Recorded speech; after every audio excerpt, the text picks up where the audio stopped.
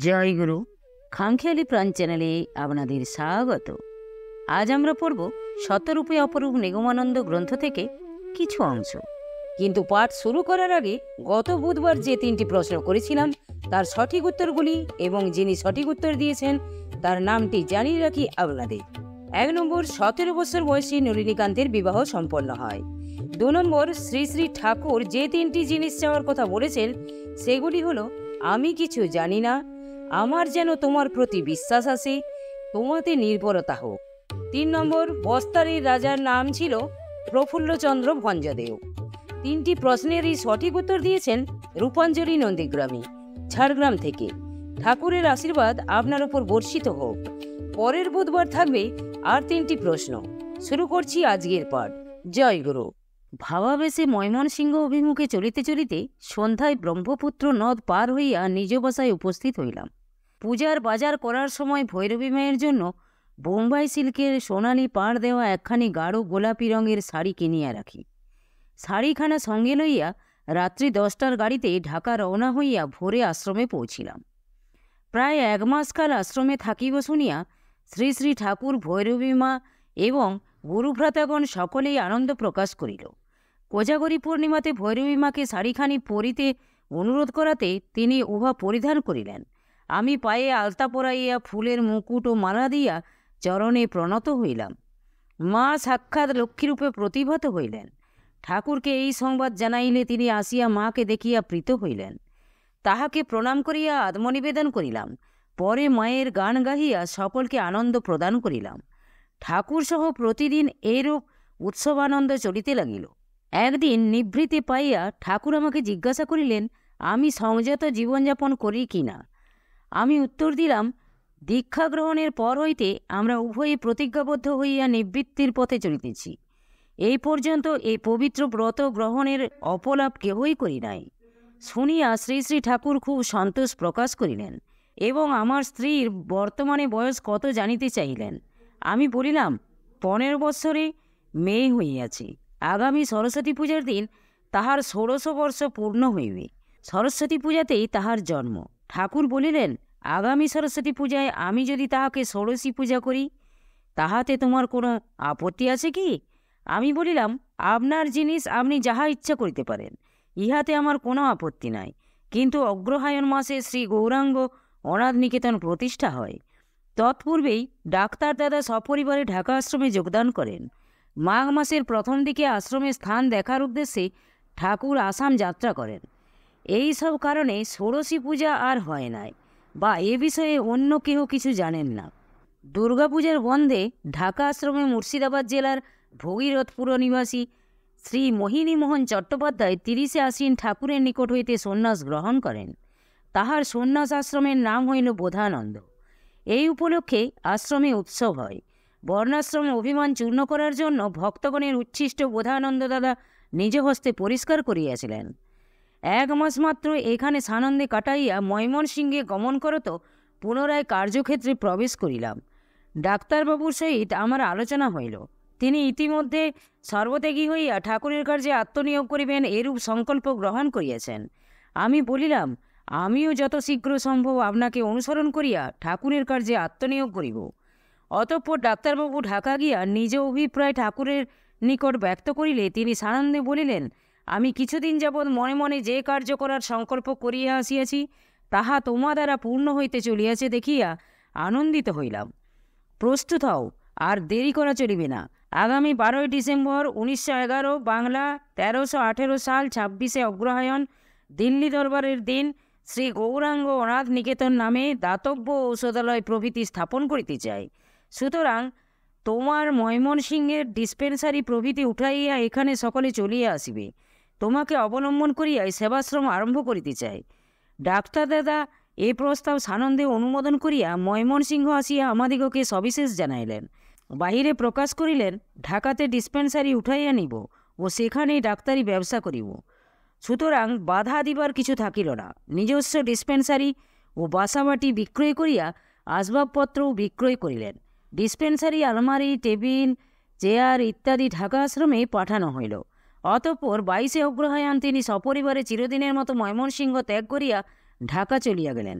উৎসবে যোগ দিবার জন্য আমিও তাহার সঙ্গে ঢাকা গেলাম।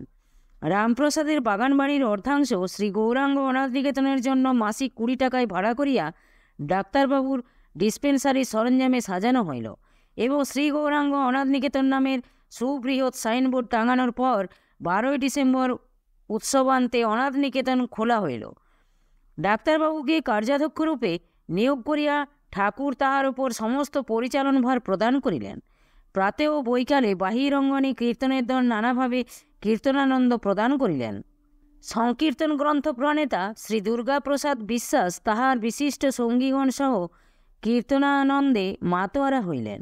আমিও উহাতে যোগ দিই। সন্ধ্যার পর ঠাকুরকে প্রণাম করিবার জন্য বাহির অঙ্গন হইতে ভিতরে প্রবেশ করিয়া এক অভিনব দৃশ্য দেখিয়া বিমুগ্ধ হইলাম। যাত্রাগানে বেদগণের কালী বিষয়ক একটি গান খুবই ভালো লাগায় লিখিয়া রাখি।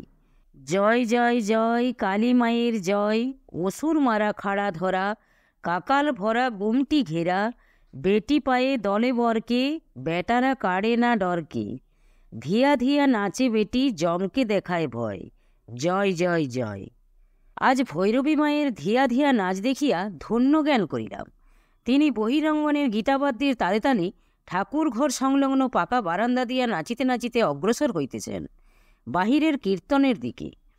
তাহার ঊর্ধ্বনেত্র স্থির ভাবাপন্ন, ডান পা উপর দিকে তুলিয়া সজোরে ও সশব্দে পাকা আসানে ফেলিতেছেন, আবার বাম পাও সেইভাবে ফেলিতেছেন। হাত দুইটি অপূর্ব ভঙ্গিতে প্রসারিত ও দোলায়িত। ঘোমটা ও গায়ের কাপড়ের ঠিক নাই, মাথা চুল যেন চরণ চুম্বন করিতেছে। এই সময় হঠাৎ ঠাকুর আসিয়া এলোকেশী মাকে ধরিলেন। মায়ের নাচ যেন আর থামে না। ঠাকুর বল প্রয়োগে তাহার অগ্রগমনে বাধা দিলেন। আশ্রমবাসী সকলেই কীর্তনের আসরে থাকায় ভিতরের এ দৃশ্য অন্য কেহ দেখিতে পান নাই। উৎসবান্তে ময়মনসিংহে ফিরিয়া ডাক্তারবাবু সপরিবারে চলিয়া যাওয়াতে সব যেন ফাঁকা ফাঁকা বোধ হইতে লাগিল। তবে একমাত্র সান্ত্বনা, প্রতি শনিবারে ঢাকা আশ্রমে যাইয়া ঠাকুর ও মাকে দর্শন করিব। সুতরাং দুঃখ কি, এইভাবে মনের চাঞ্চল্য দূর। পৌষ মাসে আসামি শিষ্য সরুরাম আসিয়া ঠাকুরকে জানাইলেন যে অরুণা নদীর পাশে কুমারভেটি চাপড়ি গ্রামে আশ্রমের জন্য 80 বিঘা জমি গভর্নমেন্ট হইতে পত্তন নেওয়া হইয়াছে এবং কিছুটা জায়গার তারা ও ইকোর জঙ্গল পরিষ্কার করিয়া একটি ঘর উঠান হইয়াছে। ঠাকুর যদি স্থানটি দেখিয়া পছন্দ করেন তবে এখানকার আশ্রম উঠাইয়া সেখানে নির্জন স্থানে আশ্রম প্রতিষ্ঠা করিতে পারেন। ঢাকা শহরে জনবহুল স্থানে সাধন ভোজন করা বিঘ্ন সংকুল। তাছাড়া বর্তমান মাস হইতে 40 টাকা ভাড়া দিতে হইবে। সামান্য বই বিক্রি এবং কতিপয় ভক্তের দানের উপর নির্ভর করিয়া দীর্ঘকাল আশ্রমের ব্যয় চলিতে পারে না। সুতরাং ঠাকুর সরুরামের প্রস্তাব অনুমোদন করিয়া আসাম যাইতে সম্মত হইলেন। সরুরাম খুশি হইয়া চলিয়া গেলেন। 1318 সালের 18ই মাঘ ঠাকুর স্বরূপানন্দজি এবং নবাগত অতুল দাদাকে লইয়া আসামে জোরহাটের নিকট পত্তন নেওয়া জমিটি দেখিতে যান। সেই স্থানের পরিবেশ এবং নির্জনতা দেখিয়া শ্রী শ্রী ঠাকুর খুব আনন্দিত হন এবং সরুরাম দাদা নির্মিত ঘরে অতুল দাদা সহ বাস করিতে থাকেন। আর ঢাকা হইতে আশ্রমের যাবতীয় জিনিসপত্র স্টিমারে কোকিলামুখ স্টেশনে বুক করিয়া যথাসত্বর সকলকে লইয়া চলিয়া আসিবার আদেশ দিয়া স্বরূপানন্দজিকে ঢাকা পাঠাইলেন। ইতিমধ্যে আশ্রমের জন্য নির্দিষ্ট স্থানে আরও একখানা খড়ের দোচালা ঘর নির্মাণ করা হয়। আমি পূর্ববৎ প্রতি শনিবার ঢাকা আশ্রমে গিয়াছিলাম। ঠাকুর আর ঢাকাতে ফিরিয়া আসিবেন না শুনিয়া মর্মাহত হইলাম, কারণ তখন ঠাকুরের অদর্শনজনিত বেদনায় মন আকুল হইত। তবে আমিও শীঘ্র সর্বত্যাগী হইয়া আসামে ঠাকুরের চরণ প্রান্তে উপনীত হইব ভাবিয়া নিজকে সান্ত্বনা প্রদান করিলাম। আর স্বরূপানন্দজির নিকট শুনিলাম ঠাকুর আদেশ দিয়াছেন যে আমি যেন এখনই সকলের সঙ্গে না আসি। স্বরূপানন্দজির বড় ছেলে নরেন মার্চ মাসে প্রবেশিকা পরীক্ষা দিবে। সুতরাং পরীক্ষার পর আমি যেন নরেনকে সঙ্গে লইয়া আসাম যাই। আমি ঠাকুরের আদেশ শিরোধার্য করিলাম। আসাম যাইবার পূর্বে ঠাকুর প্রিয়নাথ দাদাকে 2-3 মাসের জন্য নিজ বাটির বন্দোবস্ত করিয়া ঢাকা আশ্রমে কিছুদিন থাকার অনুরোধ জানাইয়া পত্র দেন। প্রিয়নাথ দাদা পত্র পাইয়া ঢাকা আশ্রমে আসিলেন। স্বরূপানন্দজি ঢাকায় আসিলে তাহার নিকট সবিশেষ অবগত হইয়া তিনি আসামে যাওয়ায় মনস্থ করিলেন। এই যাওয়াই তাহার জন্মভূমির নিকট চিরবিদায় গ্রহণ রূপে কার্যত ব্যবস্থিত হইল। কেননা পরে তিনি সন্ন্যাস গ্রহণ করিয়া ওইখানেই চিরস্থায়ী সেবকরূপে থাকিয়া গেলেন।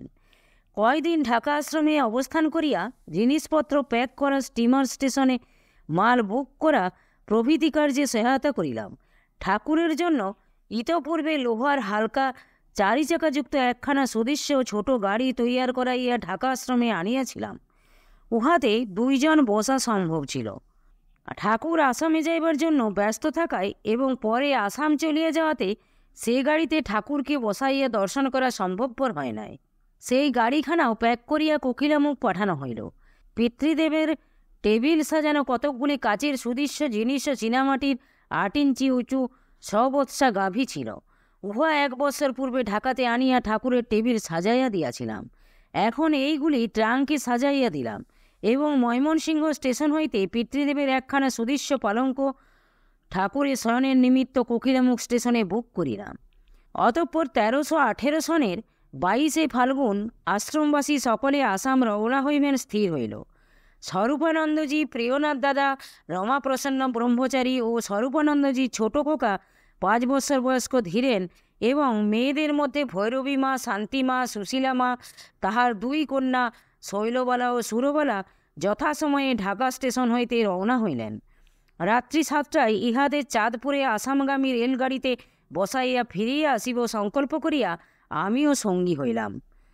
এতদিন ঠাকুরের আদর্শজনিত বিরহে কাতর ছিলাম। এখন জগন্মাতা রূপিণী ভৈরবী মাও চলিয়া যাইতেছেন ভাবিয়া আর নিজেকে সামলাইতে পারিলাম না।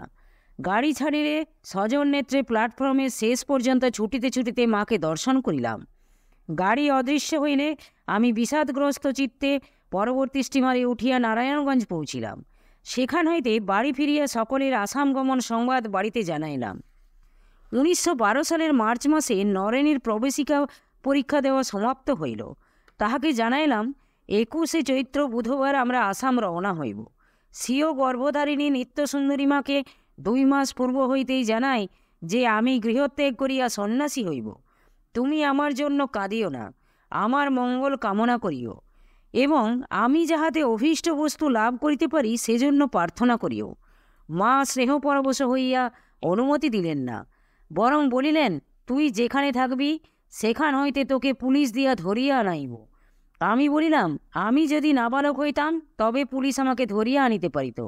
আমি সাবালক, সুতরাং ইচ্ছার বিরুদ্ধে কেহই আমাকে ধরিয়া আনিতে পারিবে না। মা শুনিয়া অশ্রু বিসর্জন করিতে লাগিলেন।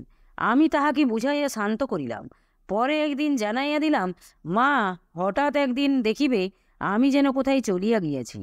এদিকে স্ত্রীকে একদিন বলিলাম, দেখো, আমি কিছুতেই শান্তি পাইতেছি না। ঐশ্বর্য, টাকা কড়ি, ওকালতির পসার কিছুই আমার ভালো লাগিতেছে না। মনে হয় দুর্বল মানব জীবন পাইয়াছি। সদ্গুরু মনের মতন লাভ করিয়াছি, কিন্তু এই জীবনে কিছুই হইল না। তাই মনে করিয়াছি গৃহত্যাগ করিব। তুমি প্রকৃতই ধর্মপত্নী, কেননা দীক্ষার জন্য আমার কোনো প্রকার ব্যাকুলতা আসে নাই, অভাববোধও হয় নাই। কিন্তু তোমার আকুল প্রার্থনাতেই আমি দীক্ষার জন্য ঠাকুরকে ধরিয়াছিলাম এবং সস্ত্রীক দীক্ষা লইয়াছিলাম। তাহার পবিত্র সংস্পর্শে আসিয়াই আমার সর্ববিষয়ে বৈরাগ্য উপস্থিত হইয়াছে।